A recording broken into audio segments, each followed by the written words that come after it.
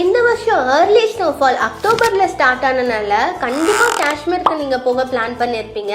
எப்படி ட்ராவல் பண்ணலான்னு இந்த வீடியோவில் சொல்கிறேன். வீடியோவை ஃபுல்லாக பாருங்கள். நீங்கள் ட்ரெயினில் போக பிளான் பண்ணுறீங்க அப்படின்னா சென்னை, கோயம்புத்தூர், திருநெல்வேலியிலேருந்து டைரெக்டாக ஜம்முக்கு நமக்கு ட்ரெயின் அவைலபிள் இருக்குது. இதில் நீங்கள் அஃபோர்டபுளாக ட்ராவல் பண்ண முடியும்.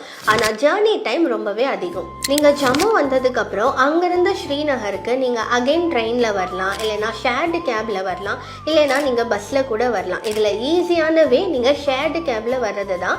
இதில் 700லேருந்து 1000 வரைக்கும் ஒரு ஆளுக்கு சார்ஜஸ் ஆகும்.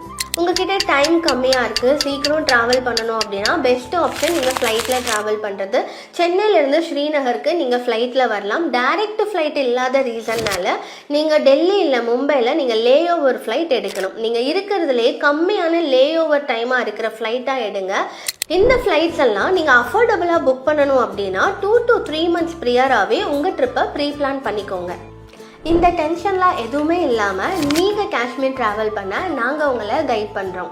ஐவரி ஹாலிடேஸோட ட்ராவல் கன்சல்டன்ட் உங்களுக்காக எப்போவுமே அவைலபிளாக இருப்பாங்க. நீங்கள் எப்படி அஃபோர்டபுளாக ட்ராவல் பண்ணலாம் அப்படிங்கிறத உங்களுக்கு அவங்க பர்ஃபெக்டாக கைட் பண்ணி கொடுப்பாங்க. உங்களோட ட்ரிப்பை நீங்கள் கஸ்டமைசபிளாக பண்ணுறதுக்கு ஐவரி ஹாலிடேஸை காண்டாக்ட் பண்ணுங்கள்.